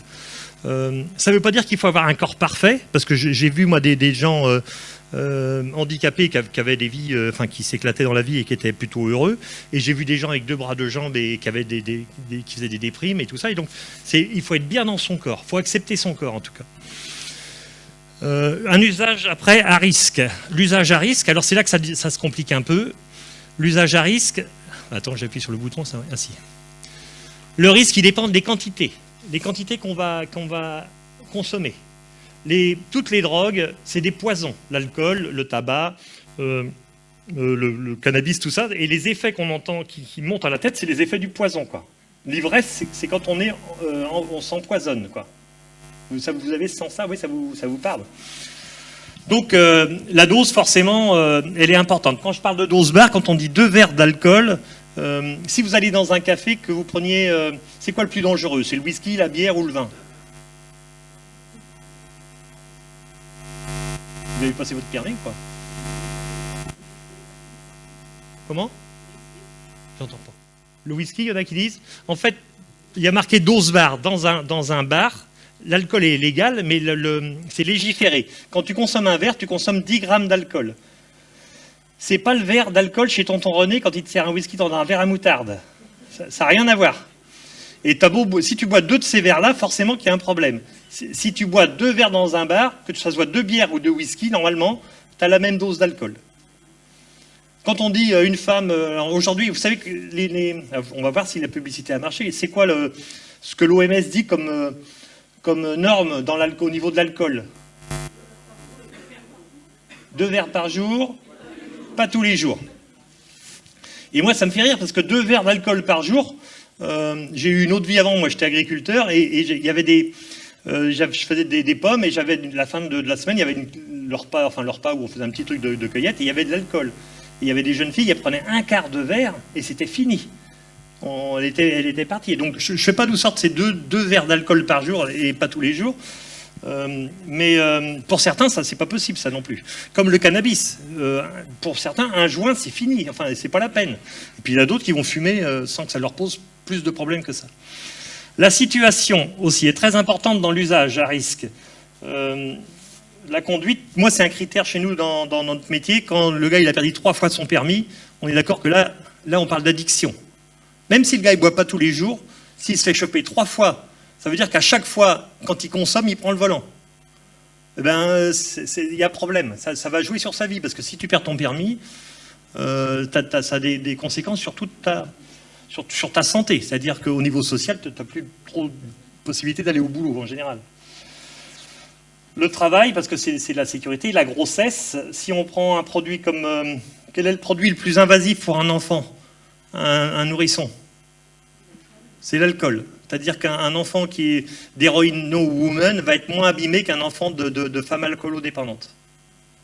Parce que c'est une cerise à l'eau de vie, un enfant de femme alcoolodépendante. Et donc, il baigne dans l'alcool. Donc, ça c'est le SAF, tu es au courant, enfin, tu es au courant, tu t'y connais mieux que moi là-dedans. Le SAF, syndrome alcoolique fœtal, c'est des enfants qui se ressemblent souvent, qui ont des problèmes de développement intellectuel, enfin, qui ont du retard et tout ça. C'est assez... Et puis, dans les produits illégaux, forcément, que quand tu consommes un produit illégal, quelle que soit ta situation, bah, t'es dans l'illégalité, donc la loi peut s'appliquer. Qualitatif, on parle surtout des produits là par exemple, si on disait que le cannabis va être légalisé, eh ben, ça permettrait de savoir les doses de THC, le tétrahydrocannabinol qu'il y a dans le cannabis, on saurait ce qu'on consomme. C'est-à-dire que tu pourrais savoir c'est du 5%, du 6%, du 15%. Et ça pourrait être plus, mieux géré. Il y a beaucoup de jeunes qui consomment des produits, enfin beaucoup de jeunes, il n'y en a pas tant que ça, mais il y en a. La MDMA, ça vous parle? La MDMA, c'est la pilule du bonheur. C'est-à-dire que quand tu prends ça, tu es sociable, tu aimes tout le monde et tout ça. Et ben c'est pareil, on ne sait jamais comment c'est dosé, ni ce qu'il y a trop dedans, quoi. La qualité du produit, on ne connaît pas. Donc il y a des médecins qui disent qu'il faudrait tout légaliser pour pouvoir maîtriser la composition. Ça vous parle, ça? Situation. Bon, j'ai une anecdote, mais je ne vais pas vous la dire parce que c'est trop long. Bon, vite fait, je vous la fais. Donc, je gagne une Wonderbox. Je joue là, hein, c'était pas moi que c'est arrivé, mais c'est une réalité. Je gagne une Wonderbox avec une nuit dans une cabane. J'emmène ma femme qui était enceinte, je l'emmène dans la cabane. C'était dans un trou perdu, ça communiquait nul, on n'avait pas de téléphone, ça marchait pas. J'avais emmené, parce que comme elle était enceinte, j'avais emmené une bouteille de champagne, peut-être mousseux simplement, mais enfin, on dirait champagne. Et donc on l'a ouverte, et puis faut la boire. Est-ce que ma femme, je vais la faire boire? Ah non, c'est pas bien. Et donc j'ai bu toute la bouteille tout seul. C'était très romantique. Sauf qu'à ce moment-là, elle a des contractions. Et donc la situation va changer. C'est-à-dire que tu commences, et tu ne peux pas communiquer, tu ne peux pas appeler. Donc c'est toi qui prends ta voiture et tu vas à l'hôpital. Et donc, d'un truc qui peut être plutôt festif et sympathique, et ben tout d'un coup, ça peut dévier sur une situation à risque plus poussée, quoi. Donc en fait, ça s'est bien passé. Hein. Le gars, il a réussi à ramener sa femme à l'hôpital. Mais j'ai vu des enfants qui ont dit « Oh là là, vous avez attrapé un accident, la femme est morte et tout ça, vous en voulez, puis vous êtes alcoolique maintenant. » Enfin, vous voyez toute l'histoire triste, quoi. Usage nocif avec des conséquences. Et c'est là que ça commence à être compliqué. Donc c'est là quand on parle d'usage nocif quand il y a des conséquences sur la santé, sur le corps, le psychisme et sur l'environnement social. Souvent, à ce moment-là, il y a des alertes de l'entourage. Nous, on a des fois des gens de l'entourage qui viennent nous voir, parce que c'est aussi leur place. On ne voit pas forcément les gens dépendants, on voit que l'entourage. On voit, je parlais du retrait de permis, la perte du travail, la violence conjugale, elle est souvent mêlée à des consommations de produits, pas toujours. C'est d'autant plus grave quand il n'y a pas de produits, je dirais, mais souvent, c'est lié aux consommations. Et donc là, déjà, on est dans des comportements... donc l'addiction ou la dépendance, c'est quand ces comportements qui nuisent à la santé, qui ont des conséquences, eh bien, on les répète et qu'on est dans l'incapacité de les gérer. Alors, il y a des gens qui disent, par exemple, c'est une question de volonté. Il suffit de vouloir arrêter et puis ça va aller. Ben, quand tu n'es pas addict, c'est possible. Moi, j'ai arrêté le tabac du jour au lendemain parce que j'avais trop fumé, puis j'ai senti que c'était pas bon pour ma gorge, puis j'ai arrêté, puis j'ai pas eu envie de refumer derrière, hein, c'était fini. Quelqu'un qui est addict, eh ben, c'est pas si facile que ça, quoi. Quelqu'un qui est addict, il va arrêter une addiction, il va en recommencer une autre. C'est souvent, ça switch. Enfin, oui, voilà, ouais. Sa problématique, c'est pas le produit, c'est sa dépendance. Il a une faille affective, une faille psychique, et ben il va toujours la combler avec quelque chose. On file. Ça vous va, ça Et donc quand on échange avec quelqu'un, ben, on essaie avec lui de voir où est-ce qu'il en est. Est-ce qu'il y a des conséquences? En général, quand ils sont chez nous, il y a déjà des conséquences. C'est parce qu'ils ne seraient pas là autrement, quoi. Hop, on file plus loin. Et donc, une approche multifactorielle, c'est ce qu'on disait tout de suite là. Dans cette problématique addictive, il y a c'est un triangle Il y a l'individu. Alors l'individu, l'âge, on met le sexe, parce que par exemple, si on prend l'alcool, une femme va être plus vite alcoolisée qu'un homme. C'est une question de masse musculaire. L'attente par rapport aux produits, on est d'accord que si vous attendez tout, le fait d'être bien que quand vous avez des produits dans le sang, il y a un moment, vous faites ça le samedi soir, enfin le vendredi, samedi, dimanche, puis après tu dis, attends, je suis bien avec, donc lundi, mardi, mercredi, et puis on n'en finit plus. Le mode de vie, d'accord, donc quelqu'un qui est viticulteur, par exemple, va être plus à même d'avoir un problème d'alcool que quelqu'un qui travaille ailleurs, sachant que moi j'ai vu un viticulteur qui avait été alcoolodépendant et qui était abstinent. Je dis... Et il continue à faire son métier. C'est assez fort. L'ennui, donc l'ennui est souvent motivant pour aller vers les consommations de produits, parce qu'avec certains produits comme le cannabis, le temps passe plus vite. L'estime de soi, moi je dis, c'est pas moi, hein, si tu as besoin toujours d'avoir quelque chose d'extérieur pour te sentir bien, c'est que ton estime n'est pas suffisante pour te tenir. Et donc tu te dis, tiens, avec... Il y a des gars, mais... à la fin, c'est des petits trucs de rien, mais il leur faut toujours quelque chose. J'ai travaillé dans un centre de post-cure. Le gars, à la fin, c'était les kiwis. Il avalait des kiwis parce qu'il y avait de la vitamine C, puis il allait être en forme, quoi. Il fallait toujours quelque chose à se mettre dans le corps pour se sentir bien, quoi. Le kiwi, ça va encore. C'est pas trop grave. Alors, les substances plus ou moins dangereuses, on est d'accord que cocaïne, héroïne et alcool, c'est des substances avec lesquelles tu peux faire des overdoses. C'est-à-dire qu'avec l'alcool, sur une prise, tu peux y laisser ta vie. C'est pas de la légende, hein, c'est une réalité. La cocaïne, pareil, et l'héroïne, pareil. Après, c'est les modes de consommation. Si on prend l'héroïne, par exemple, ça s'injecte. Donc, on voit souvent ce mode d'injection. Ça se sniffe aussi. Et puis ça se fume aussi, c'est-à-dire qu'il y a chasser le dragon. Alors nous, on conseille quelqu'un qui prend de l'héroïne, alors ça peut vous paraître bizarre, mais plutôt de chasser le dragon, parce qu'il y a c'est moins invasif pour le sang, enfin pour le système veineux, c'est ça qu'on dit. Et puis moins invasif pour les narines, quand tu le sniffes, ça t'abîme pas mal les parois nasales. Et donc les modes de consommation, ils sont assez importants aussi, enfin au niveau des dégâts que ça peut faire, puis la durée, la fréquence. Dans mon métier aujourd'hui, moi, on accompagne des gens qui se droguent et on leur distribue du matériel propre. Ça vous choque? Comment? Oui, après, c'est pas si évident que ça. Même pour moi qui suis dans le métier, je me dis, c'est pas évident de distribuer des seringues à des gens qui s'injectent et tout ça. Après, dans l'absolu, tu vois des petits trucs qui sont pas mal, où les gens, des fois, ils passent du carud aux soins et tout ça, et où il y a des résultats. Le fait d'être en contact avec eux, de les accompagner, ça fait évoluer les choses, quoi. Et l'environnement, alors c'est là que vous intervenez, en fait, si on parle on se dit, tiens, notre adolescent, on le met à la place de l'individu, il faut savoir que l'environnement familial, amical, social, l'accessibilité du produit, l'environnement compte vachement dans l'accompagnement des gens qui ont ces soucis-là, quoi. Ce soir, on est là pour parler des ados, mais on est d'accord que l'accompagnement, c'est vachement bien fait comme truc. Tout de suite, on tombe sur l'accompagnement et les acteurs de la prévention. Donc, et vous en faites partie, pour moi, de l'accompagnement. J'ai mis des photos qui sont... On n'empêchera jamais ces petits jeunes là, de tester le tabac. On n'empêchera jamais un adolescent de se poser plein de questions. On est d'accord que c'est une éruption, l'adolescence, dans la tête des jeunes qui la vivent. On n'empêchera jamais des parents d'offrir un téléphone à leurs enfants et après de gueuler parce que c'était pour vous, ça. Et donc, cette espèce d'incompréhension, sachant que maintenant, même, je pense que la maman, elle aurait aussi son téléphone et que tout le monde est dans le salon avec son téléphone. Et puis, il y a l'adolescence, donc il y a des stades, de plus en plus, on ne sait plus quand est-ce que... Alors, la préadolescence, j'entends que chez les jeunes filles, ça commence hyper tôt maintenant. Il y a des problèmes de dérèglement hormonal, non, vous avez jamais... Ça vous parle pas? On a remarqué que ça commençait plus tôt maintenant, oui. Nous, on accueille à partir de 11 ans, mais on voit que...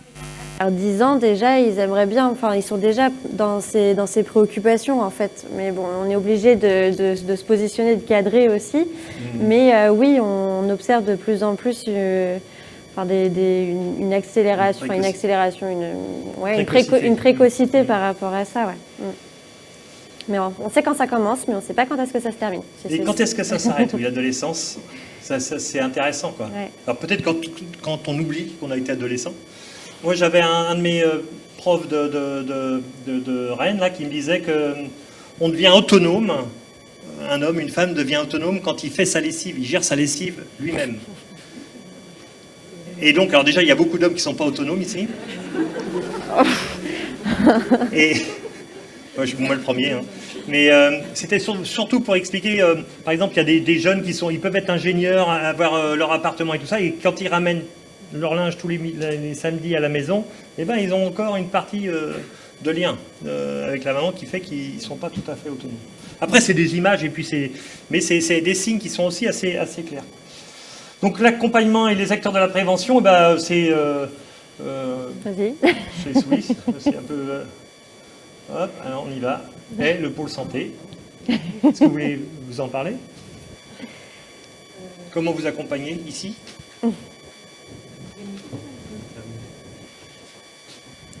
Alors nous, on accompagne selon les demandes à la fois parentales, les professorales aussi, à un moment donné, quand on constate qu'il y a quelque chose qui peut être de l'ordre des consommations, ou quand l'élève de lui-même vient au pôle santé ou nous contacte aussi parfois par mail. Voilà. Donc rapidement, on est sur des entretiens d'écoute, des petits débriefings sur comment ça se passe réellement, et puis après sur une orientation assez rapide vers l'extérieur. Très bien, merci Madame Letard.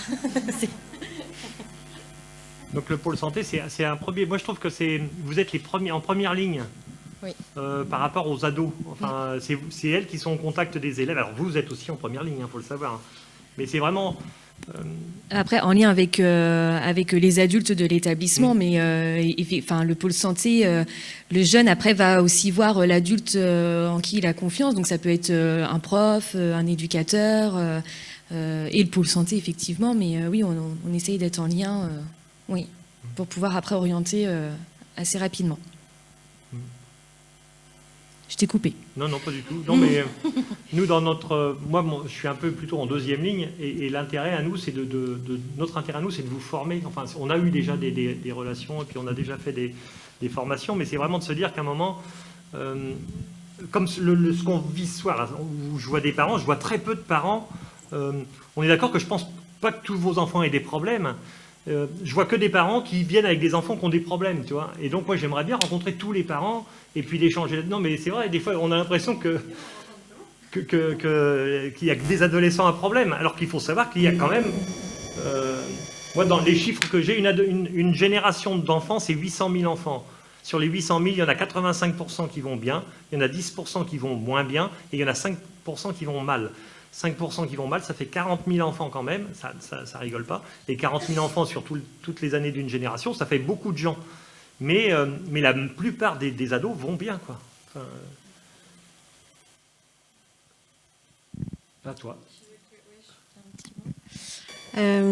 Alors bon, ça marche? Oui, ça fonctionne. Je suis un peu, enfin, je suis désolée parce que j'ai oublié les flyers. J'aurais bien aimé aussi vous mettre. Enfin, vous pouvez partir avec ça si vous le souhaitez. Mais la MDA, alors je ne sais pas si tout le monde connaît, mais donc la Maison départementale des ados, c'est une structure qui est départementale. Enfin, c'est l'État qui l'a créée. Et il y en a une dans chaque département. Donc nous, on est basé à La Roche-sur-Yon, mais il y a aussi des lieux de permanence. On essaye de se rapprocher du public pour ceux qui ne peuvent pas se déplacer. Et puis bon, ça fait, par exemple, à Saint-Laurent-sur-Serre, ça fait une petite trotte quand même. Mais on a une permanence à Pouzauges et les Herbiers. Peut-être pour vous, c'est plus votre secteur. Et on y est un mercredi sur 2. Donc le numéro, c'est le même pour tous. Il suffit d'appeler, de prendre rendez-vous. Alors, il fut un temps où on accueillait, c'était avec des venues spontanées. Sauf que là, la réalité fait que on ne peut plus, parce qu'on a trop de demandes, donc on n'a plus forcément la capacité humaine pour accueillir sur le moment, mais on prend toujours un petit temps pour écouter, présenter un petit peu aussi nos missions. Puis après, on fixe un rendez-vous dans un second temps pour vraiment prendre le temps d'échanger. Alors nous, on est une structure de prévention, on n'est pas une structure de soins. Moi, je suis psychologue, mais je fais pas par exemple de psychothérapie. Concrètement, c'est pas du suivi long, mais par contre, c'est un lieu en fait d'évaluation. On reçoit, on accueille, on échange et on fait un petit peu un bilan de la situation. Effectivement, on vient avec un problème, mais il y a aussi des choses qui fonctionnent et ça, c'est aussi des choses qui nous intéressent, savoir qu'est-ce qui fonctionne pour pouvoir s'appuyer dessus. Et des fois, 3-4 rencontres avec un professionnel, ça suffit pour prendre du recul, trouver des solutions et puis repartir en toute autonomie. Et puis des fois, il faut un accompagnement un peu plus long. Et donc nous, là, ce qui nous est demandé à la MDA, c'est de réorienter vers des structures de soins. Donc nous, on est facilitateur de soins. Notre évaluation permet de faire ça.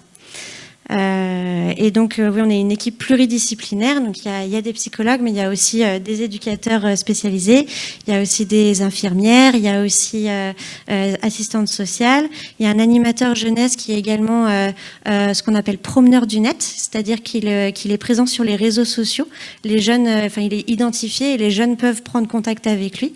Et inversement, les promeneurs du net peuvent prendre contact avec les jeunes quand ils voient qu'il y a des publications ou des choses qui dérivent un petit peu. Et puis on est en lien évidemment avec des médecins, donc médecins pédiatres, psychiatres, pédopsychiatres et puis gynécologues, sexologues. Et on a une diététicienne aussi, pardon. Voilà, on essaye d'être en tout cas le plus complet possible pour pouvoir répondre aux différentes problématiques de tous les ados, des parents, mais aussi des professionnels. On travaille évidemment avec les établissements scolaires, la protection de l'enfance, etc. Voilà, globalement.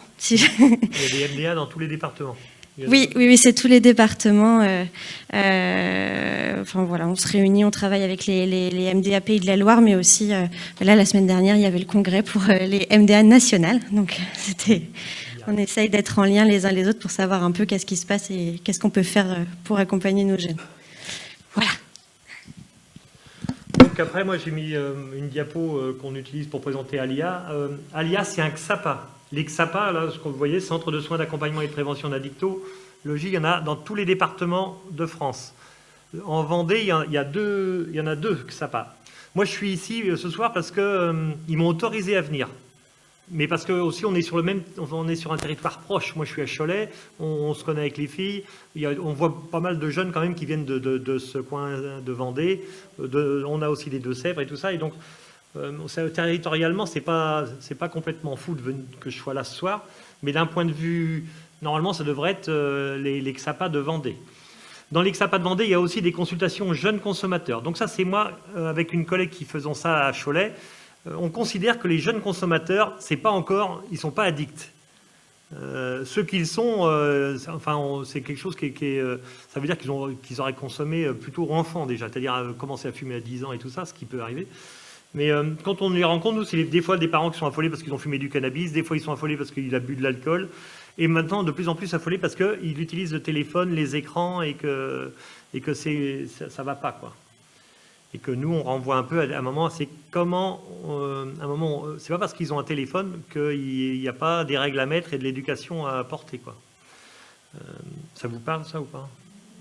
C'est compliqué, hein, parce que c'est des outils qu'on ne maîtrise pas forcément et qu'on ne les voit pas vivre sans. Et en même temps, des fois, ça peut être très envahissant. Et puis, il y a le CARUD, donc Centre d'accueil et d'accompagnement à la réduction des risques. C'est ce que je disais, où on travaille avec des gens qui sont... Mais ça ne vous concerne pas du tout. Ça ne concerne pas les adolescents en grande partie, quoi. Consultation moins de 25, donc consultation aux jeunes consommateurs, c'est dispositif spécifique des XAPA pour les moins de 25 ans. Donc vous allez me dire, mais à partir de quel âge? Moi, j'ai pu accompagner un jeune qui avait 12 ans, par exemple.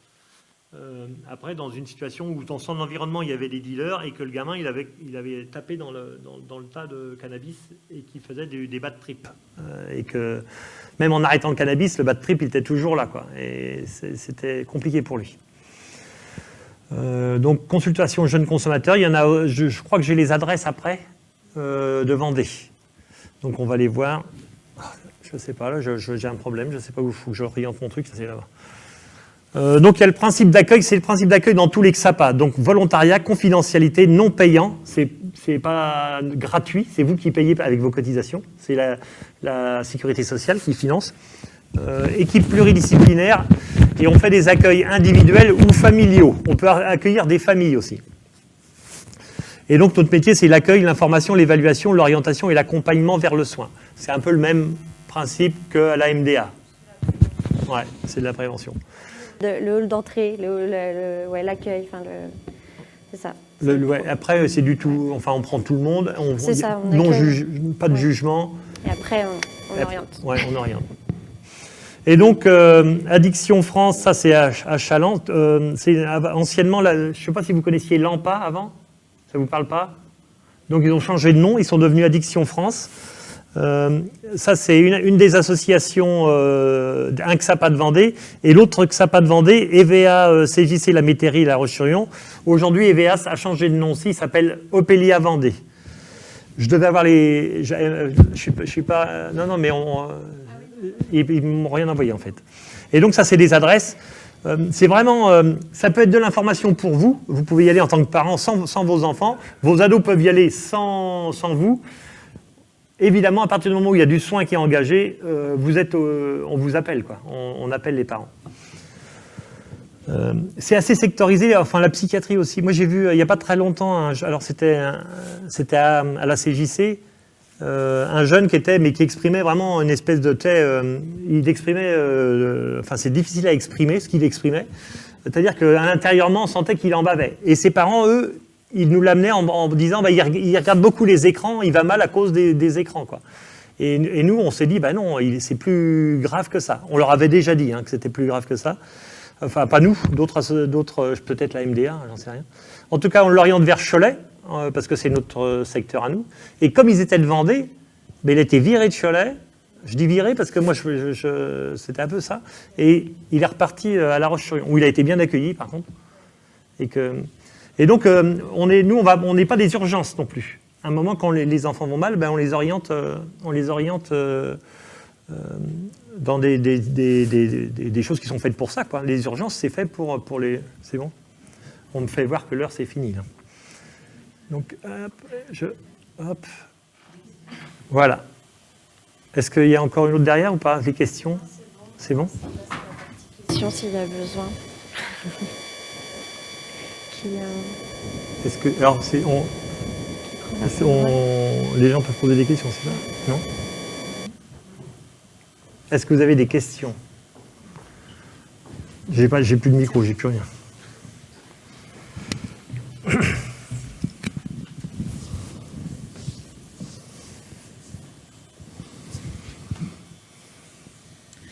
Vous aviez des questions parce qu'il y en a qui avaient posé des questions en vous inscrivant. Parfois, est-ce qu'on a répondu à ces questions-là ou est-ce que vous voulez les reposer? Certains en avaient posé par écrit.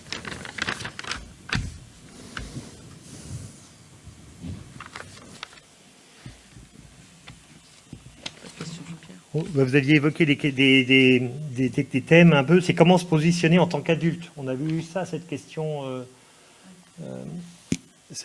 comment nous, en tant qu'adultes, on peut se positionner auprès des jeunes. Et moi, j'ai pas de réponse. En tout cas, il y a différentes portes d'entrée. C'est une vision, enfin, on en avait parlé un peu avec Emma. Moi, une porte d'entrée, déjà, c'est la loi. Il y a la loi. Des fois, en tant que parent, on a peur alors, je parle de situations où ça va vraiment très mal. Et à un moment, c'est comment ne pas... si on se sent en danger, on doit faire référence à la loi.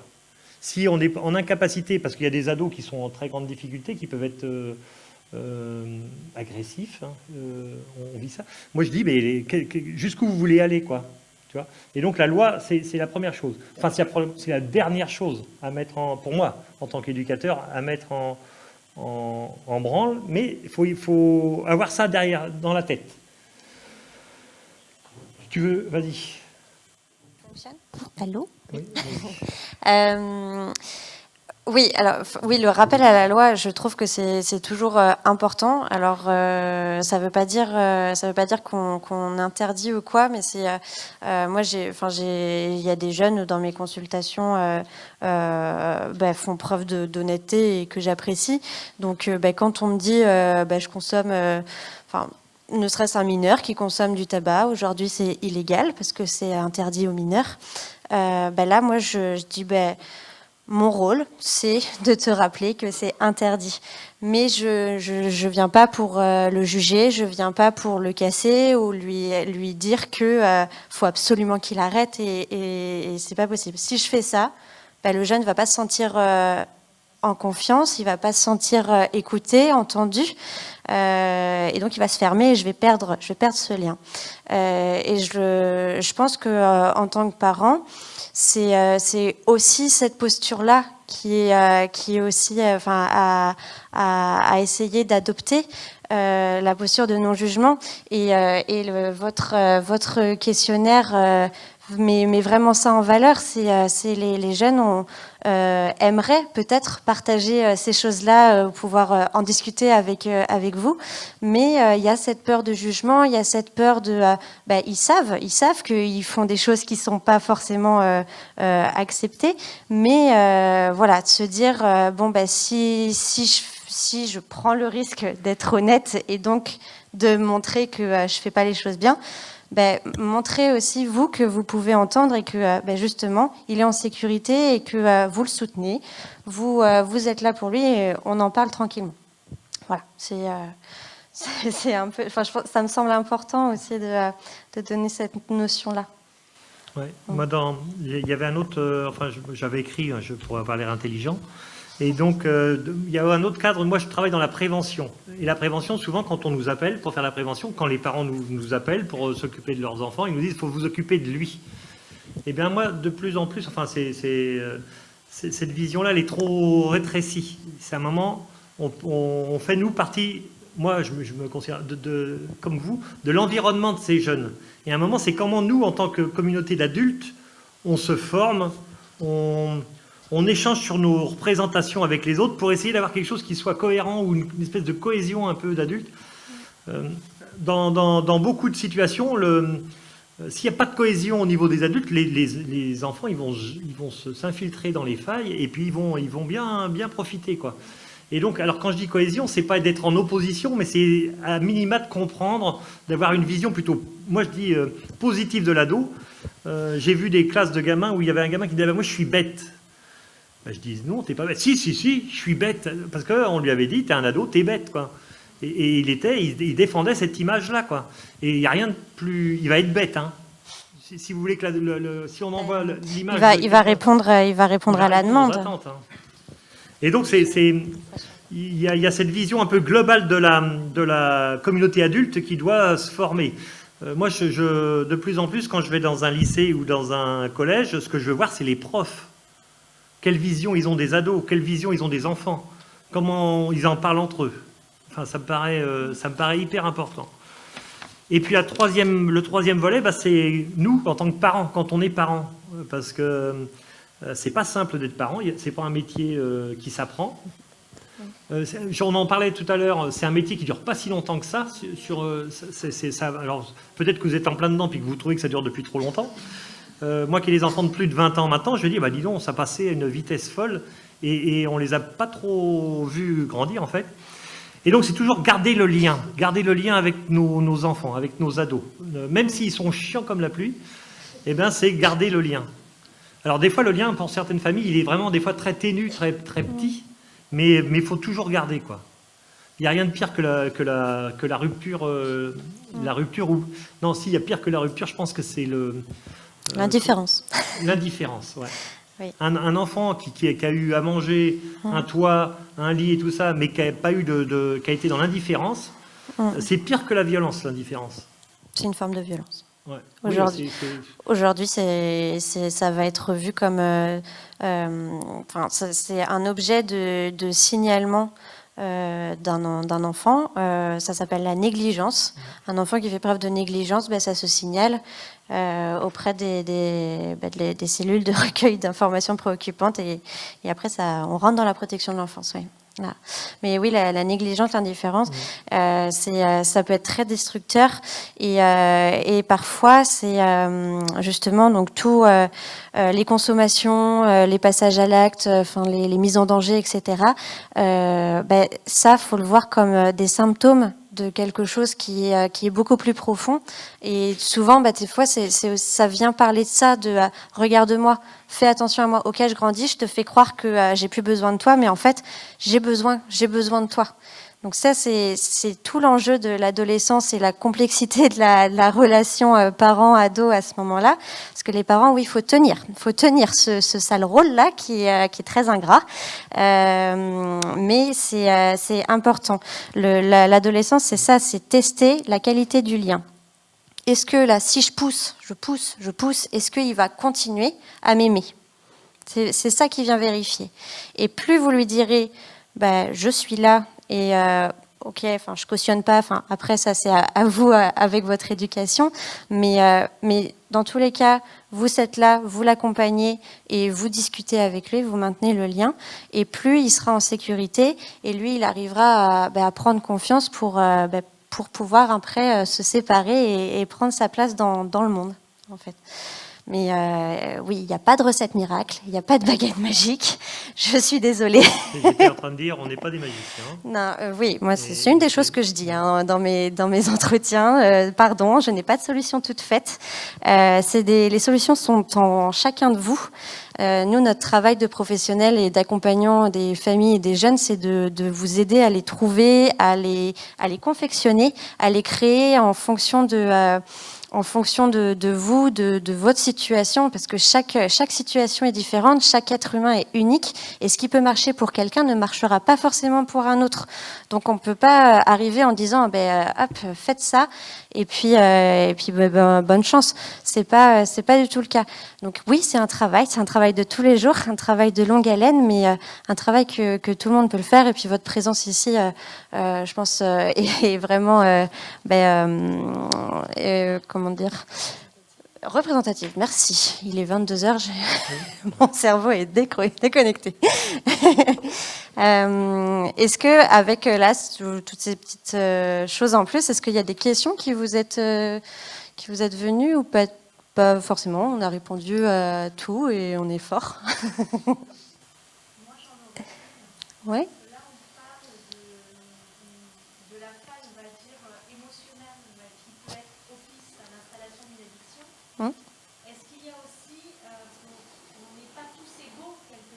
Oui. Des facteurs. Oui, des facteurs de vulnérabilité. Oui, ça fait partie des repères qu'on vient questionner. Après, bon, là encore, c'est propre à chacun. Mais après, il n'existe pas. Enfin, on parle pas non plus du gène addiction. On n'en est pas là. Hein. C'est pas. Il y a des choses. Bon, on va rentrer dans les détails, mais il y a des choses des fois, ce qu'on appelle transgénérationnelles, qui peuvent se répéter. On peut observer. Souvent, nous, on va questionner ça. Est-ce qu'il y a des antécédents familiaux? Mais enfin, là, dans le cadre d'une addiction, mais ça marche aussi pour plein d'autres situations. Hein. C'est dire, est-ce qu'il y a d'autres personnes dans la famille qui sont concernées par cette problématique, en fait? Et puis, quel est le lien? Et puis, mais... Enfin, je sais pas, tu veux rajouter quelque chose? Non, c'est pas mal, c'est bien. Ouais, c'est bien. Après, on est d'accord que dans notre culture, par exemple, le lien à l'alcool est quand même assez, se transmet vachement bien, quoi. Et que c'est pas génétique, hein, c'est culturel. Hein, et que ça y va. Et donc, après, on peut imaginer que peut-être que l'épigénie, c'est ça, c'est qu'à un moment on peut se transmettre. Ça. Là, ce sont des domaines qui sont de plus en plus maintenant poussés dans la recherche. Et oui, il y a cette notion d'épigénétique. Justement, on est à la recherche. Est-ce qu'il y a le gène addiction qui existe ou pas? Mais oui, le facteur de vulnérabilité, ça renvoie en fait un peu à ce qu'on a dit, c'est que tout le monde ne réagit pas de la même manière. Parce que quand on se retrouve retrouve à une soirée, qu'on a notre pote qui est complètement avachi, comment on fait pour le mettre en position de répit, etc. Je n'ai pas le bon mot du tout, mais merci. Mais voilà, c'est des choses aussi à rappeler à son ado, mais ça lui montre aussi que oui, il veut faire comme les grands. En tout cas, il a envie de jouer avec le feu, il a envie de tester des choses, ok, mais dans un cercle quand même dans un cadre en fait qui peut aussi être rassurant. Alors oui, ça peut être inquiétant parce que c'est pas n'importe quoi, mais en même temps le fait que vous l'accompagnez là-dedans, que vous en discutez et qu'il se sent pas jugé ou quoi que ce soit, ça peut être rassurant. Et en tout cas, après il fait ses choix, mais en tant que il sait quoi. Futur adulte. Voilà. Et oui, il fera des choix que vous ne cautionnerez pas ou que vous ne souhaitez pas qu'il fasse. Mais ça, c'est obligé. C'est obligé de passer par là parce que c'est sa vie. Ouais. Oui. C'est un deuil, un adolescent. Hein. C'est le deuil d'un enfant. Je n'ai pas parlé de ça, mais oui, il y a un travail de deuil pour vous aussi, en tant que parent. Mais ça, on pourra en parler si vous venez à la MDA. On travaille beaucoup avec ça. Mais moi, je vois l'heure, par contre. Donc, je vais être obligée de vous laisser. Mais j'ai été ravie, en tout cas, de participer à cette conférence. Et puis, on restera à disposition, moi et mes collègues de la MDA, si vous avez n'importe quelle question. Voilà, je vous remercie.